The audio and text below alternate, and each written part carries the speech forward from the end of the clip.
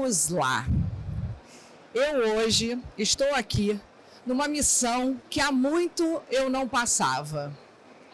Eu sou uma mulher de quase 50 anos, eu sou uma afortunada em relação à minha vida, porque além de ter passado por excelentes possibilidades de educação médica no nosso país, fui formada na UFRJ, fiz mestrado, doutorado na UFRJ, passei pela UERJ na minha formação de clínica médica e cardiologia.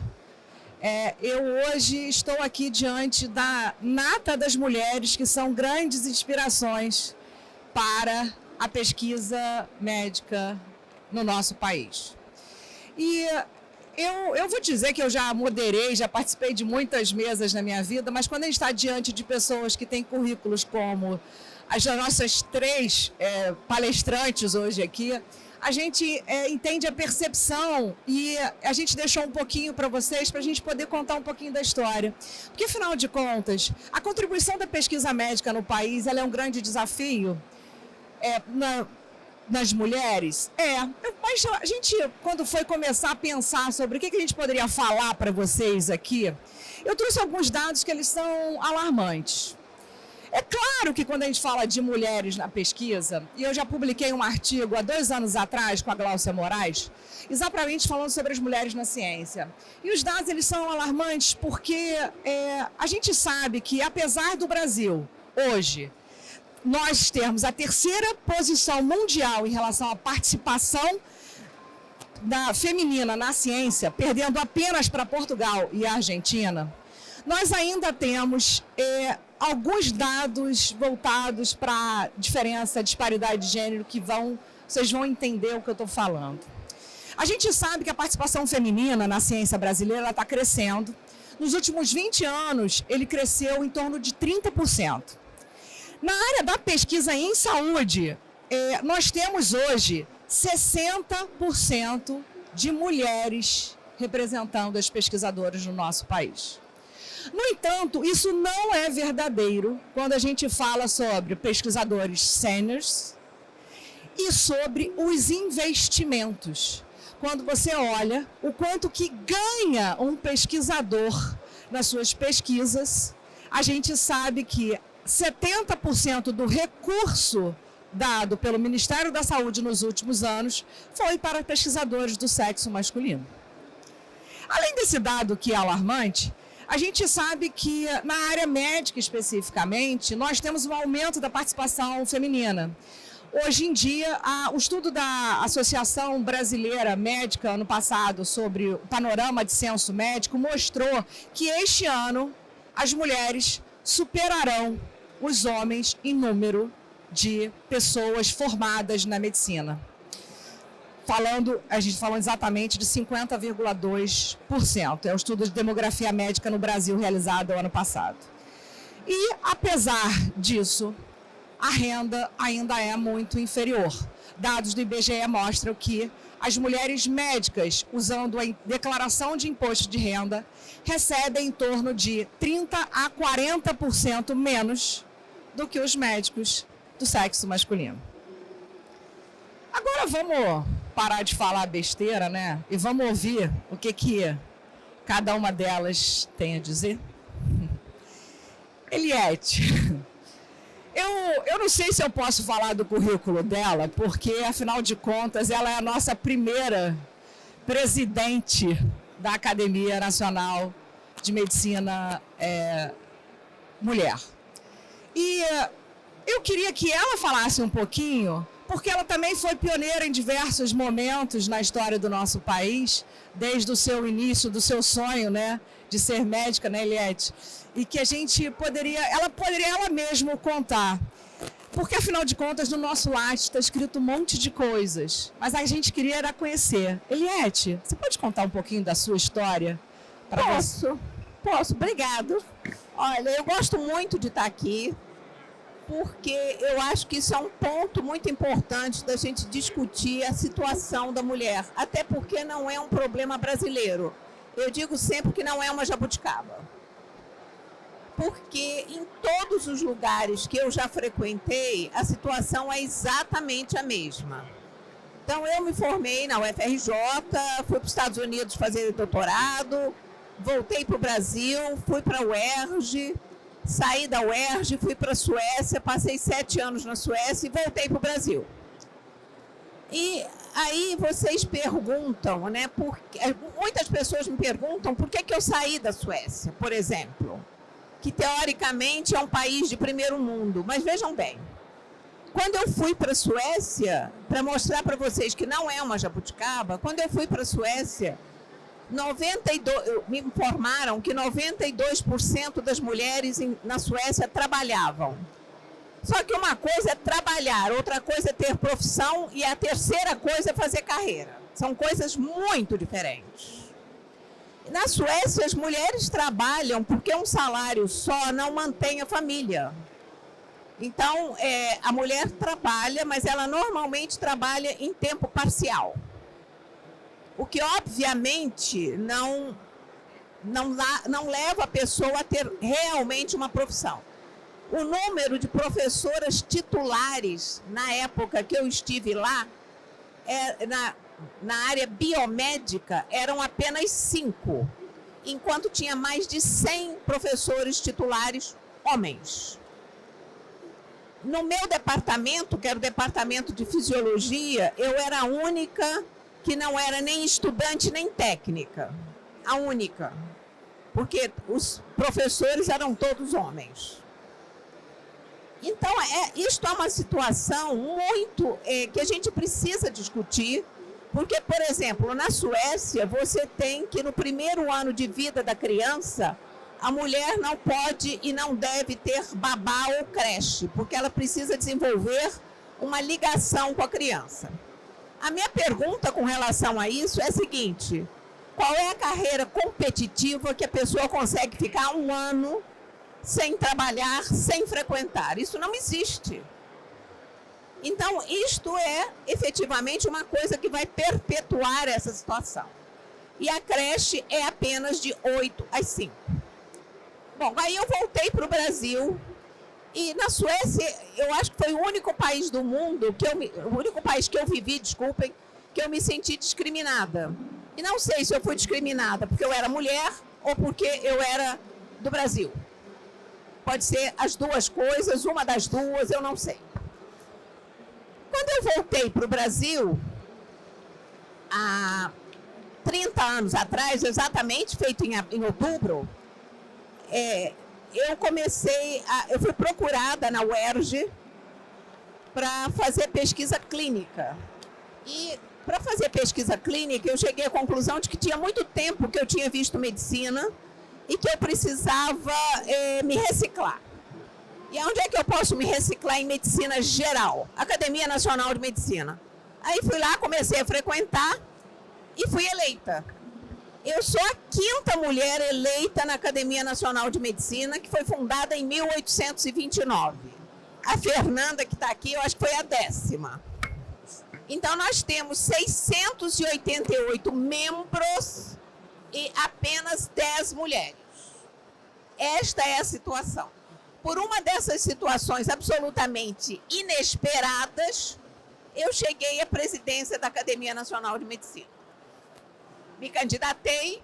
Na época que eu me candidatei, tinham pelo menos mais 2 postulantes à presidência que desistiram e eu fui candidata única e fui eleita, até porque não tinha outra opção, digamos assim.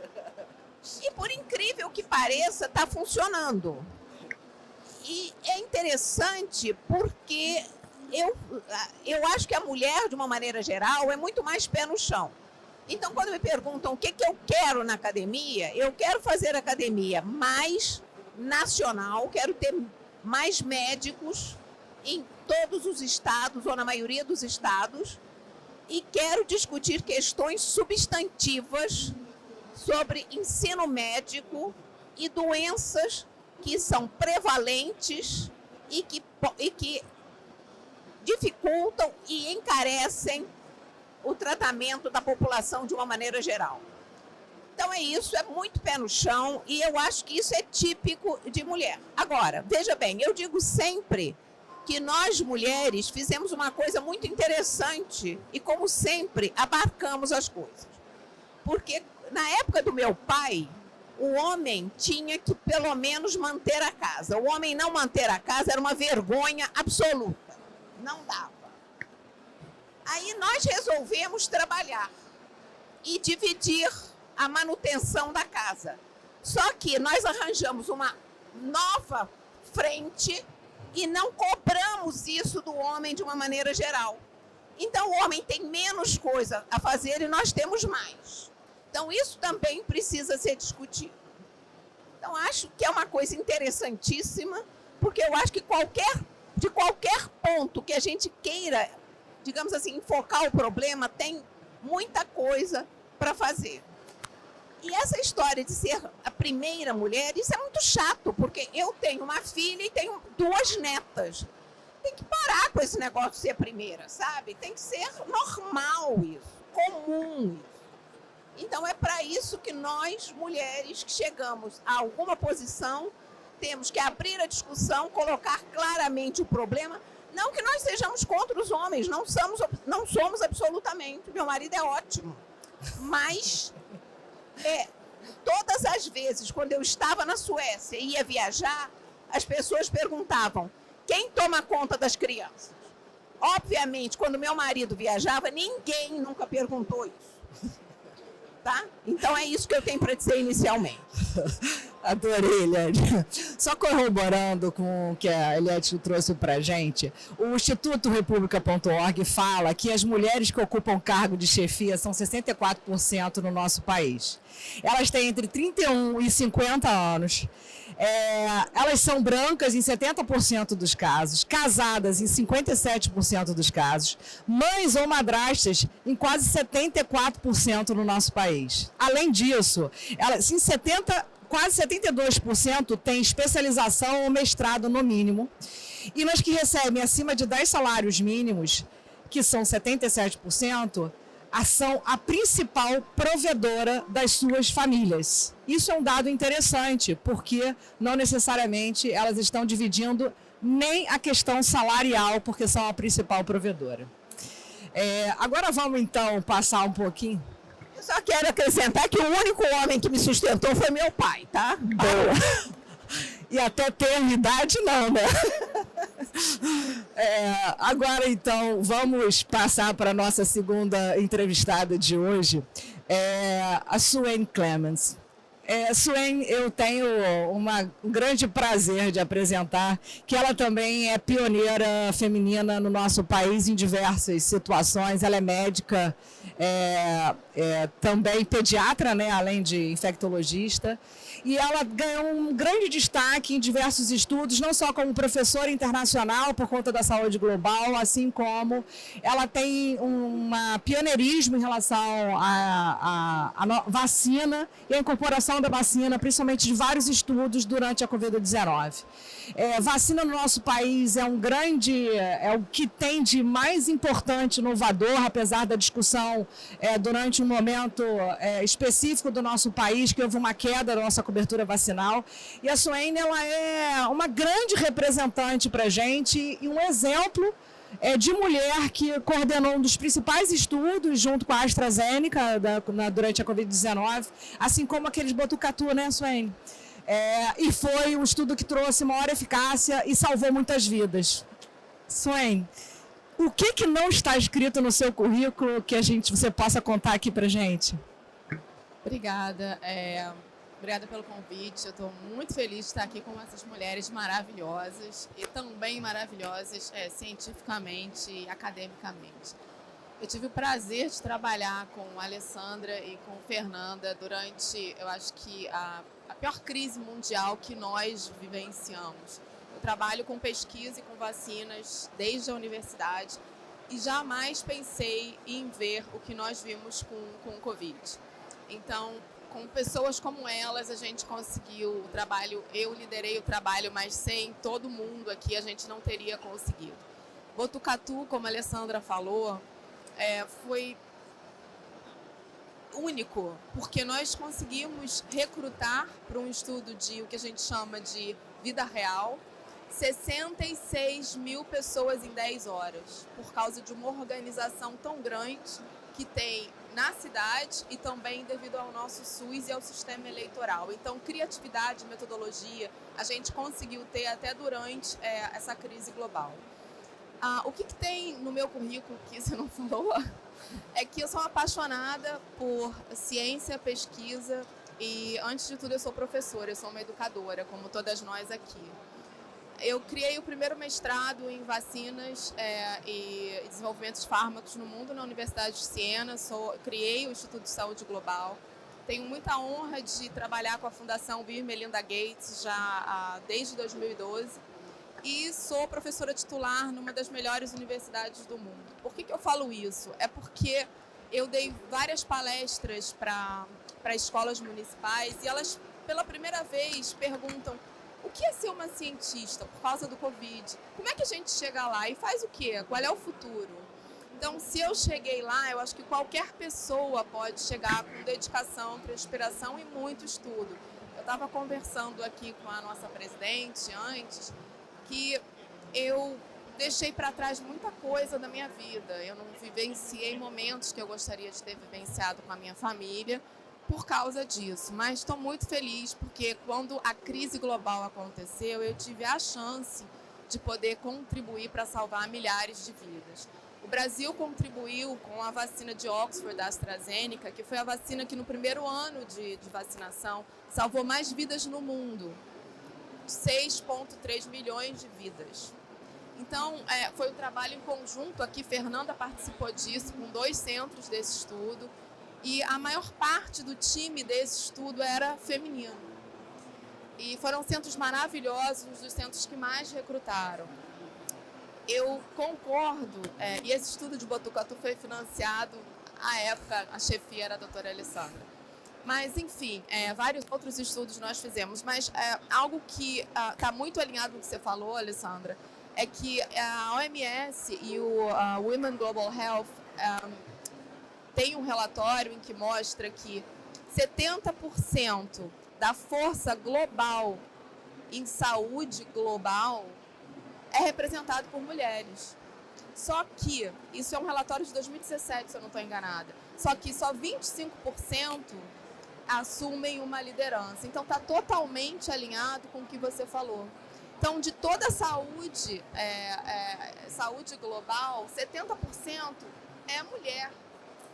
E só 25% consegue chegar a cargos de chefia. Durante essa maior crise de saúde que nós tivemos, das vacinas que mais conhecemos, a vacina da Pfizer, que veio da BioNTech, quem é que criou? Uma das cofundadoras da BioNTech, uma mulher, é a Osley. Quem é que criou a plataforma do vetor viral? Uma mulher, Sarah Gilbert. Quem é que fez a parte clínica dessa vacina? Eu fiz uma parte, mas a gente tem uma outra parte feita por uma outra grande mulher que eu tenho prazer de conhecer, a doutora Hanneken, da J&J, outra vacina de Covid. E outras vacinas de RNA mensageiro, a gente não precisa nem falar. Kathleen Caricó ganhou o prêmio Nobel.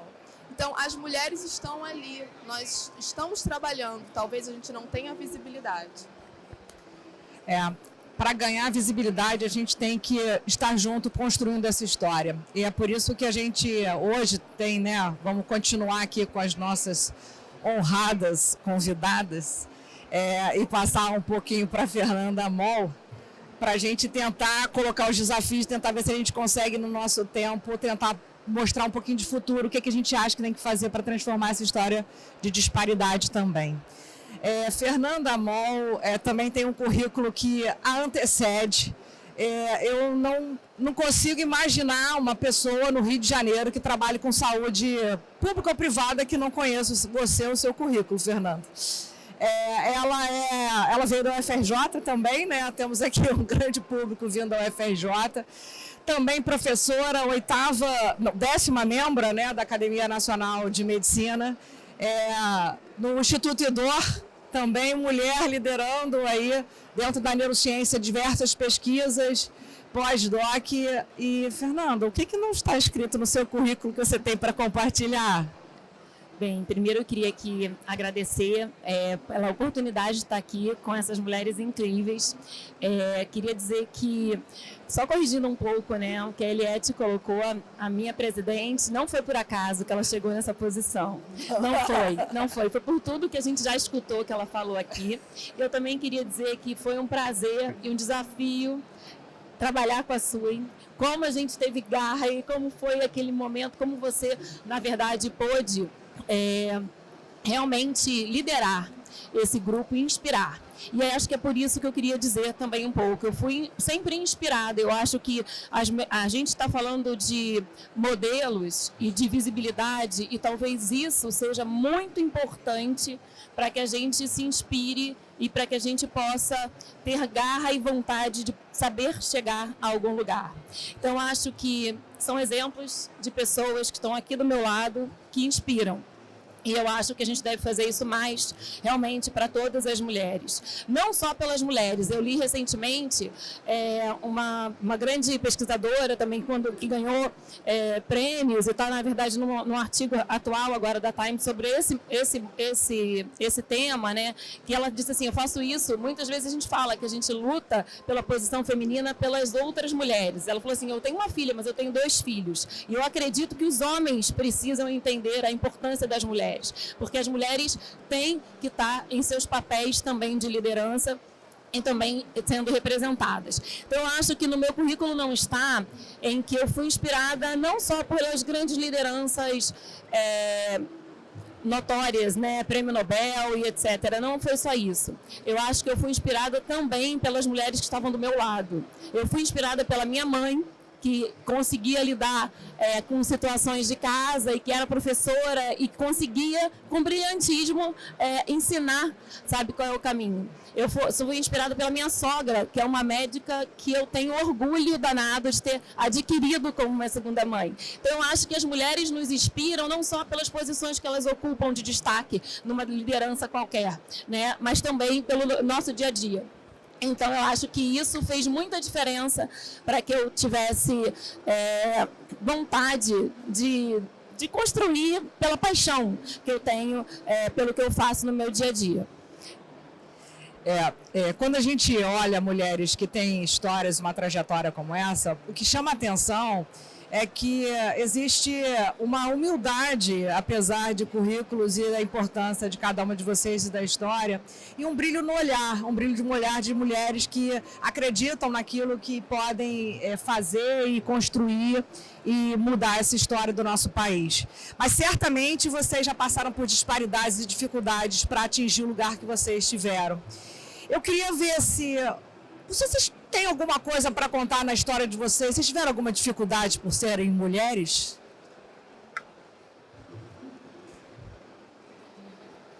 Além dessa da Suécia, Eliette? Eu vou te dizer uma coisa, que a minha história é a coisa mais improvável do mundo.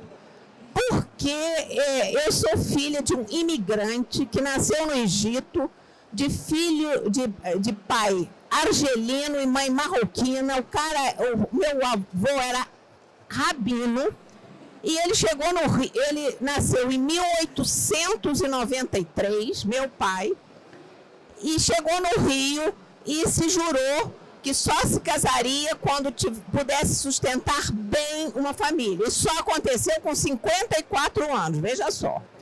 E quando eu nasci, ele tinha 56 anos e meu pai me criou assim, tipo, estude. O resto você pode fazer o que você quiser. Namore, não namore. Se ficar grávida, tenha filho. Se você quiser, porque a ordem é rica e os frades são muito poucos. Vá à luta. Agora, estude. Não tenha filhos enquanto você não puder sustentar. Então, eu vou te dizer, é muito estranho que um árabe judeu seja capaz do século nascido no século XX, século XIX, seja capaz de dizer isso tranquilamente, entendeu? Vou para os Estados Unidos, o que você precisar, pode me escrever que eu mando para você. Sabe, meu pai nunca disse nada. Agora, se eu não tivesse saído bem, eu acho que seria diferente a história. Mas é uma coisa assim que é improvável e é uma coisa estranha, entendeu? Mas então, na realidade, e a minha mãe era muito mais conservadora, muito mais presa às normas sociais, digamos assim. Então é isso.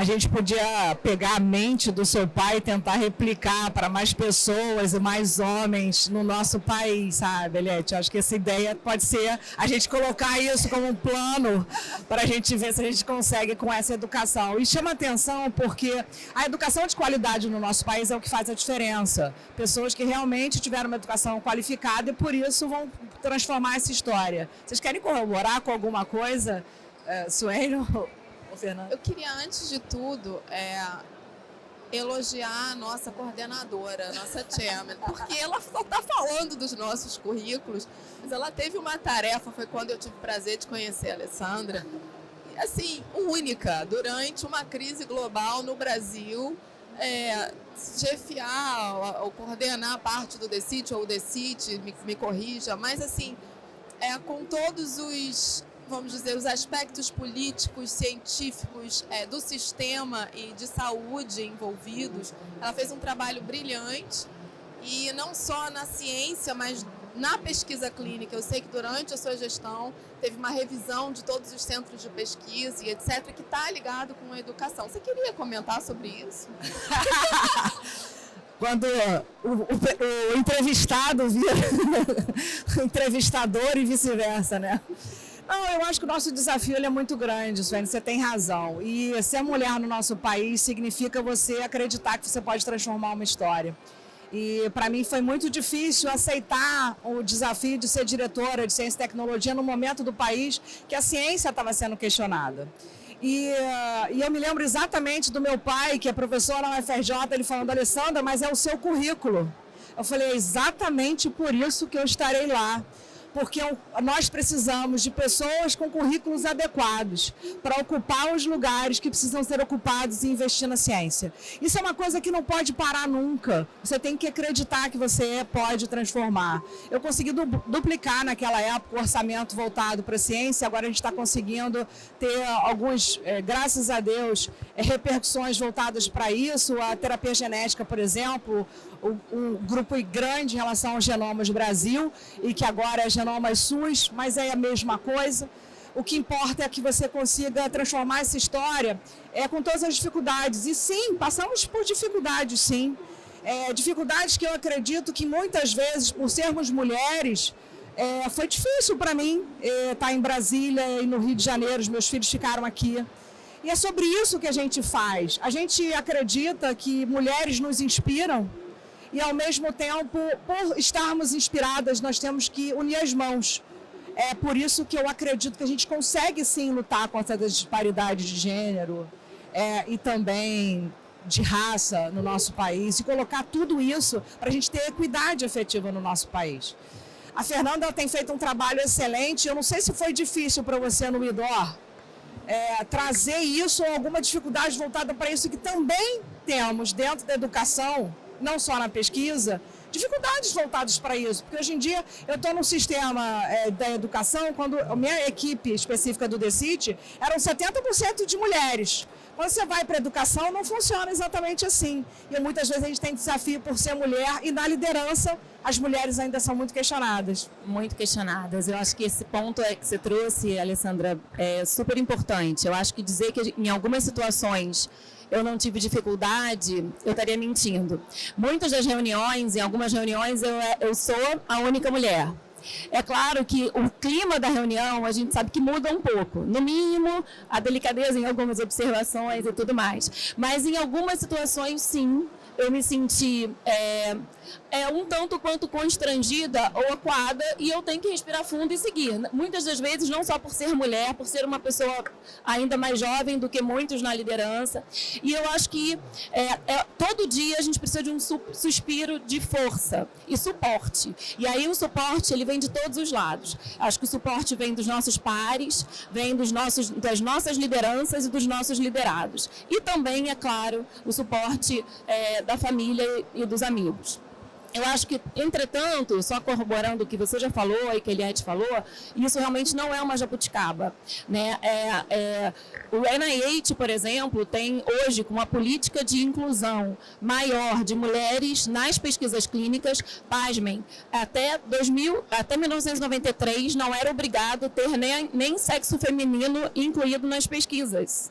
Então não é só estudar doenças que são específicas do sexo feminino, mas claro que as doenças são diferentes em homens e mulheres, né? E dentro da política de aumentar a inclusão, não só nos clinical trials, e também nos estudos pré-clínicos, que isso nem obrigado também era, meta ter mais cientistas, ter mulheres liderando as decisões de investimento e as decisões também de pesquisa. Então, eu acho que esse é um movimento que ele tem que estar em todos os lados. E como a Eliette colocou, a gente tem que falar muito, né? Tem que falar muito, porque as mudanças elas têm que vir em conjunto, né? Então, são múltiplas as ações. Então, é isso. Eu gostaria só de colocar que, durante a gestão da doutora Alessandra, ela falou que, sei lá, 70% era feminino, o grupo dela. Não é só ser composto de mulheres, mas são mulheres qualificadas. Eu gostaria de citar um exemplo. A gente escreveu fomento para diferentes estudos, para vacina de reforço, e as perguntas que nós tínhamos, diferente do que às vezes as pessoas pensam, eram respondidas, eram discutidas com ela e com o time dela, e ela não era nada fácil. Mas, de qualquer forma, eles participavam em conjunto, então não era um ministério ou a gestão do DECIT apática, eles participavam, estão trabalhando junto com a gente, é um grant, é um fomento que eles estão dando. Mas para a gente se qualificar, a gente precisa de capacitar, e às vezes as pessoas esquecem isso, eles só querem que tenham gender equality sem capacitação. Isso não é possível. Mas capacitação de qualidade, não é só ir a um curso de uma semana e achar que você mudou de status no seu currículo. Então a gente tem que ter consciência e responsabilidade como professor e educador, e com a visibilidade que a gente já ganhou, de trazer essa capacitação, principalmente na pesquisa e desenvolvimento de produtos, porque a gente tem realmente um parque fabril maravilhoso para vacinas, mas a gente não tem inovação. E por que isso? Então vamos capacitar, e que essa inovação venha sim de mulheres capazes e que vão fazer a diferença. Eu acho que é isso. Acabou que a gente a gente vai ter que ir começando a finalizar aqui o nosso cenário, mas acabou que a Suene já trouxe uma forma que era a minha próxima pergunta para a gente finalizar, o que a gente faz para mudar esse cenário? Afinal de contas, nós temos um desafio grande, uma disparidade e uma desigualdade no nosso país. Não só na pesquisa, como a gente disse, na ciência e na educação, e educação médica também, né, Suene? Quer dizer, isso é um grande problema para todos nós. E aí, Eliette? Nossa presidente tem ideias maravilhosas. Presidente! Olha só, eu acho que o grande problema é que... Antes eu vou dizer uma coisa que eu já contei várias vezes, mas sempre me chocou isso. A professora do curso fundamental na Suécia tem uma tese de doutorado mostrando que a professora presta mais atenção nos meninos do que nas meninas na sala. Aí elas foram perguntadas, foi uma grande pesquisa, elas foram perguntadas por que isso. Primeiro, porque o menino fala mais do que a menina. A menina tem caderno mais bonito e estuda mais. E geralmente é a melhor aluna, mas a percepção da professora é que aquele menino vale a pena investir porque ele vai chegar mais longe.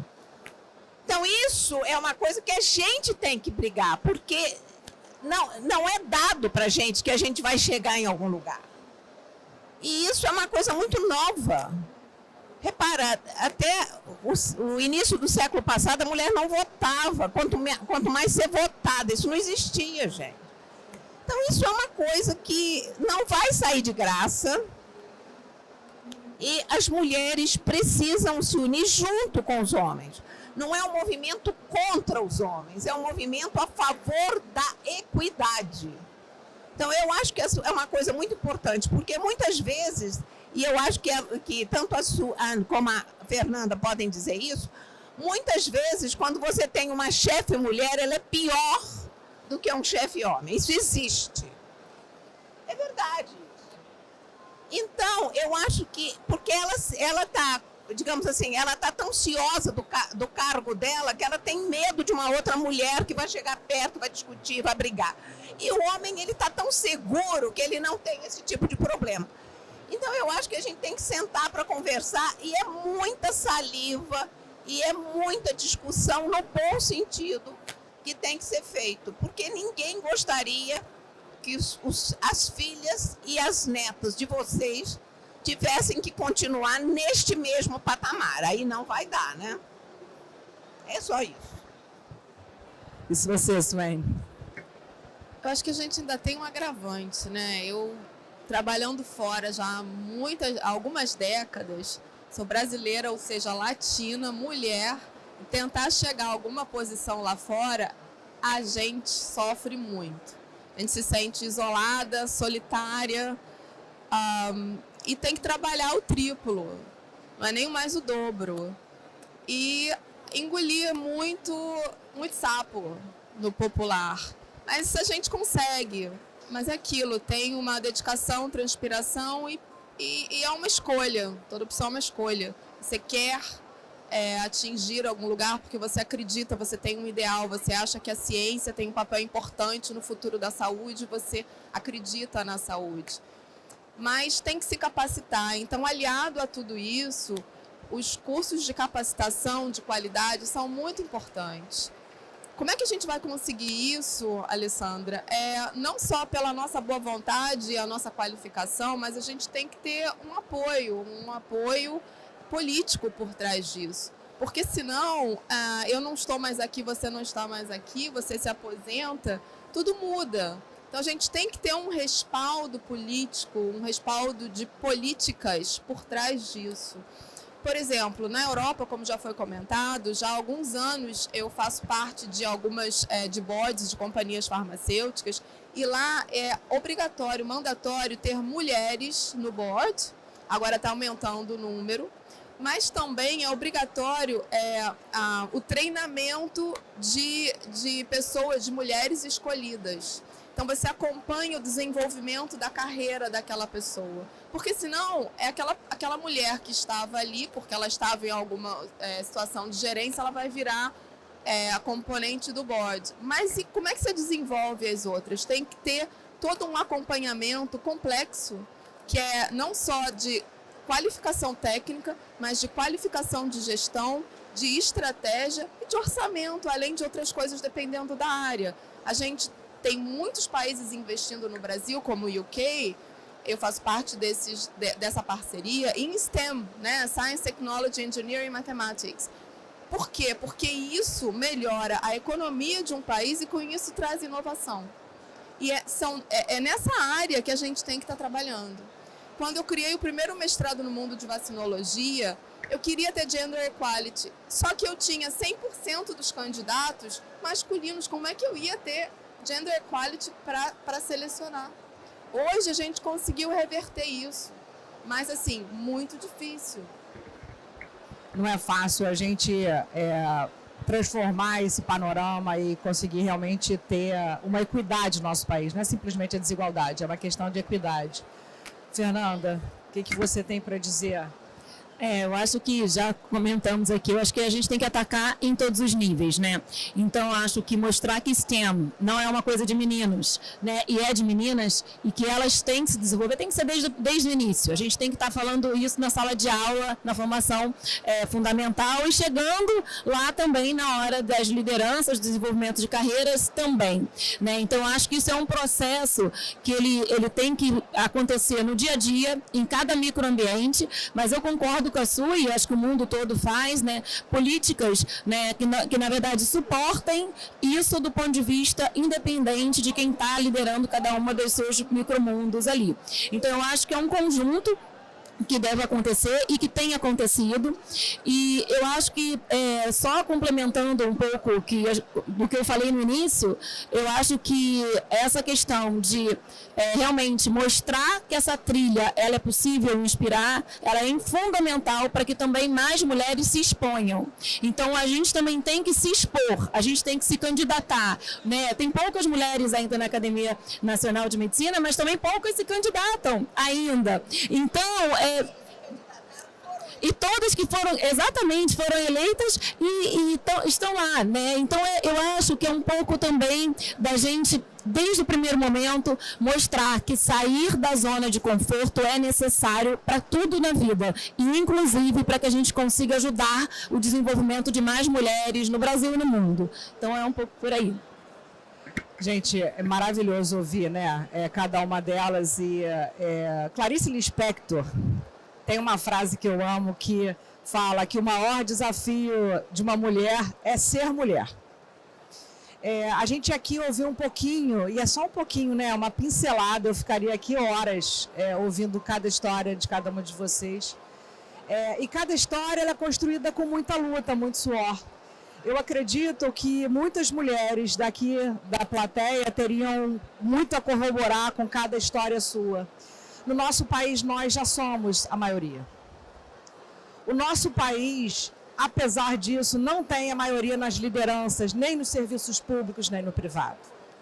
O desafio ele é muito grande, não só por uma questão de reuniões, etc., mas porque na própria tomada de decisão, eu, Alessandra, enquanto mulher, não quero que a tomada de decisão de uma política pública voltada para a mulher seja feita por um homem.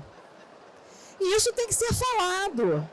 Não tem problema. Nós temos que os problemas femininos serem, pelo menos, opinados por mulheres. E voltando para a educação, a gente não está falando sobre a educação formal, lato stricto sensu, não. O que nós precisamos fazer, e aí agora, como mãe de 3 filhos, e eu tenho um filho homem, é educar os homens desse país, para que eles estejam conosco nessa luta. Porque a luta não é nossa, nós não somos minoria.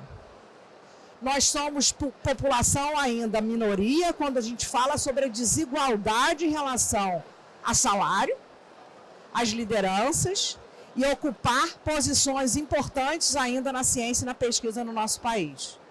O desafio está dado, mas eu acho que a gente já tem as soluções. E acho que a principal delas é que a mulher, naturalmente, não tem, como todos os homens têm, quando 2 homens se juntam, eles já estão se apoiando. E as mulheres não. As mulheres estão sempre uma olhando para a outra. Será que ela tem mesmo esse currículo? Será que ela é isso tudo? Quando, na realidade, olha a quantidade de mulheres incríveis que nós temos no nosso país, produzindo, educando, capacitando, formando. Está na nossa mão juntar esses esforços. Juntar essas mulheres que acreditam, então esse é o nosso convite, nosso dever de casa, de sairmos daqui e pensarmos no nosso projeto para a gente impulsionar essa política pública. Cada uma no seu papel, juntando, e aqui a gente já tem algumas questões até práticas, né, para fazer de parcerias aqui com o INCA, que eu estou coordenando atualmente, o INCA na nossa educação. Então o desafio está dado, gente. O tempo eu não posso passar, porque eu recebi aqui a hombridade de terminar 2h30 pela nossa presidente, eu vou cumprir rigorosamente. E eu queria muito agradecer a cada um de vocês que está aqui, cada um de vocês que esteja aqui junto conosco na nossa luta. Muito obrigada, um prazer inenarrável ser a entrevistadora de vocês. Bora fazer um podcast?